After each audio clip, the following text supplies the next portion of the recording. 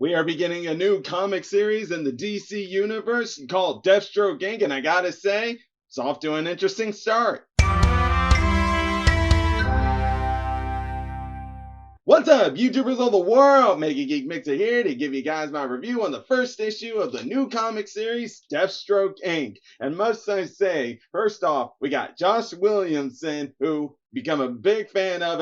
I was becoming a fan of his already when it came to the Flash series that he was doing with the start of Rebirth and so on until he stopped. And now he's doing Robin. Now he's doing this. And I believe he's all out there doing more of them. And I'm just like, how much more can this guy do? I don't know how he's doing it, but I am very impressed by him. And I gotta say, with the directions and creative ideas of directions and stories he's going with these, such as Robin and now this, I just can't help but wonder what else can this guy pull off. But hey, why am I acting like I'm surprised? I shouldn't be. Or who am I kidding? It's not that I'm surprised. It's just he continues to impress me, this guy. Because let's think back to The Flash. When he did The Flash, he did the Speed Force Storm, and then Solomon Grundy and all his trickery behind all that stuff. The Flash War, Godspeed. It was just out of this world, all of that stuff, especially, and then you got the Negative Force. I could go on, but now he's got us with this book, and now he's got us with Robin. And the fact that we got that out a few months back, and now we got this, and considering how Ravager is in that book of Robin, and then you got him writing this, Deathstroke, who is Ravager's father and stuff, I can't help but feel like there's going to be a connection later on, like a big crossover coming up later on between the Robin book and this book. Now, I may be going overboard and thinking that, but hey, the thing about thinking like these writers and being an artist myself is that you gotta think big. You gotta wonder what could be the big long game plan of storytelling here. And hey, that's just what I'm feeling, that this and the Robin books are somehow gonna cross over and be connected with each other later on down the line.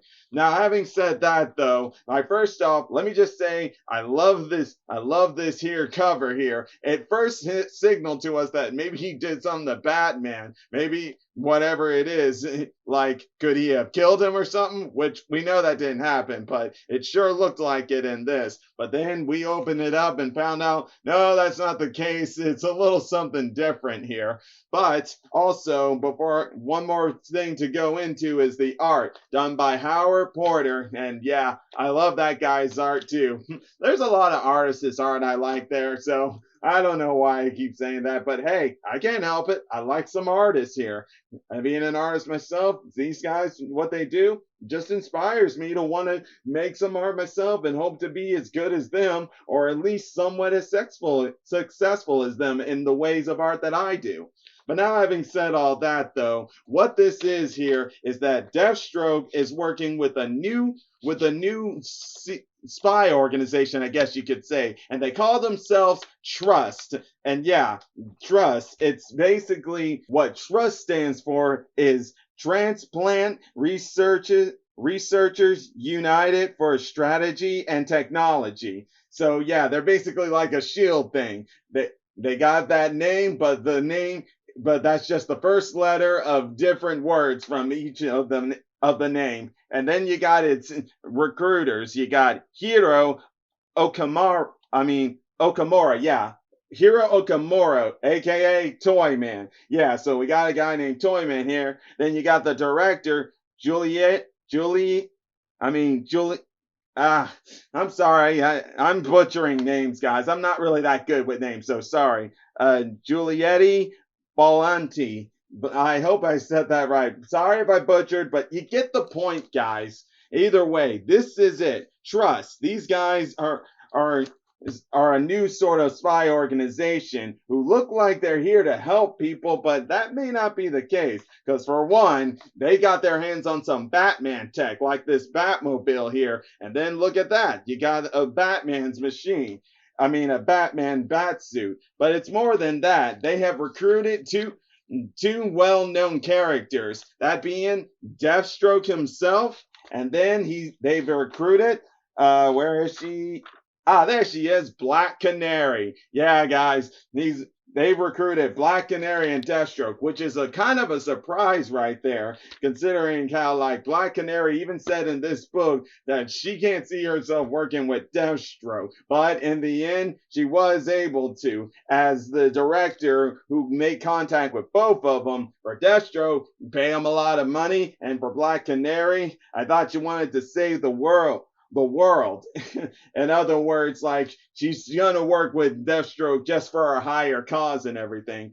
And what they're doing is in town looking for somebody. That someone being this woman, known as the Hive Queen. In other words, they were hunting down Hive because they were looking for the Hive Queen. And funny how this woman, I can't remember exactly how it went, but she has the powers of using honey. Yeah, believe it or not, that's true. Look at that honey.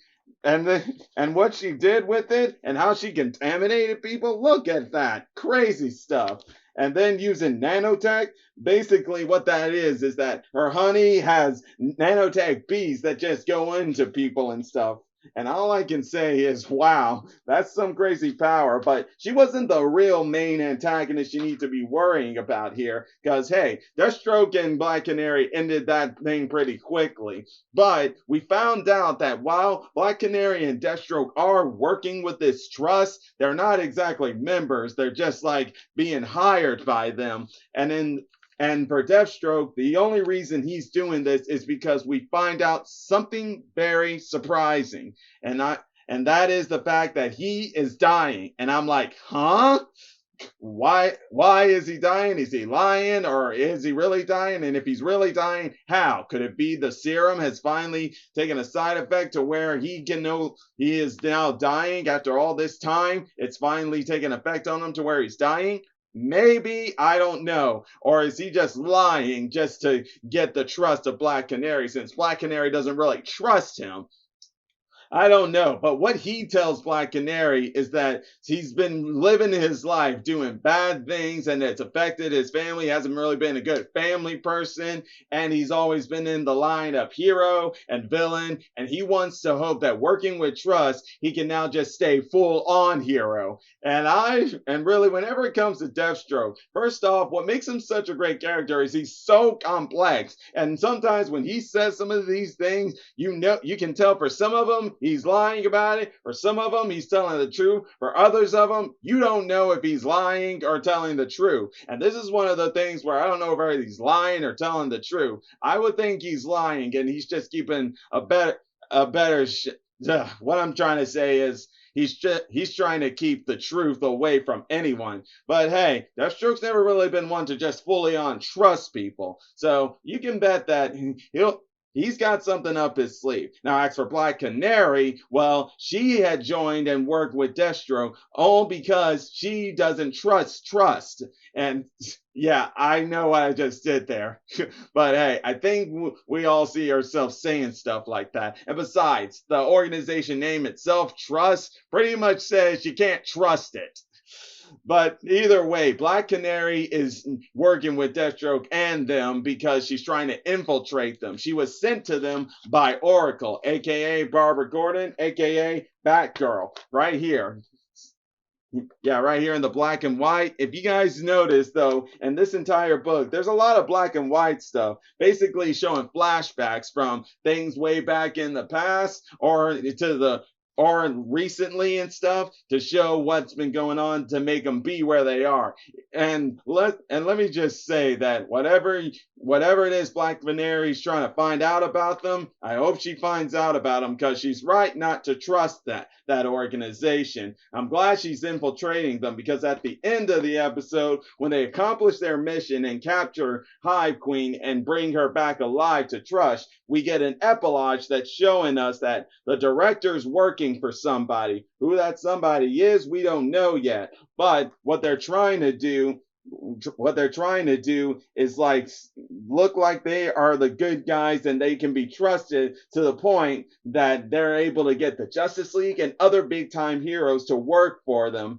And also they say the director says something like this to some people she's talking to, and that is, if the villains try to resist our plans, we send heroes to take them out now. Now, who do we target next? And then you got that list of so many villains right there that I don't know what to say. All I just know is, yeah, we cannot trust these people. And whoever they are, whatever their end goal is, well, we're just gonna have to keep reading to see that. But hey, here's another thing that was cool is that they did a little, you know how like in episodes, once an episode ends, sometimes they do previews of it. Well, that's exactly what they did at the last page of this book. Look, it says coming soon to Deathstroke Inc. Whatever it is they're doing, it leads them to Robin. So I think I might be onto something here. I'm pretty sure we all are onto something. Now I'm pretty sure Joshua Williams has already made me talk some interviews about what his plans are for this book, and maybe he has mentioned it crossing over with Robin and stuff like that, or at least Damian and others marching into this book as well. But who knows? Because it's natural. We see that in all books. But what kind of major role it plays in, I don't know. But I'm very excited about it. But either way, guys, this was a good first issue. A good way to start off by making us be invested in the characters and this new trust organization and whatever it is they're planning behind the scenes here. But either way, that's all I'm going to talk about for today. And if you enjoy my videos, all you got to do is click that like button, subscribe to the channel, hit the bell icon, and be notified when I make more videos. And until then, MegaGeekMixer signing out. Bye!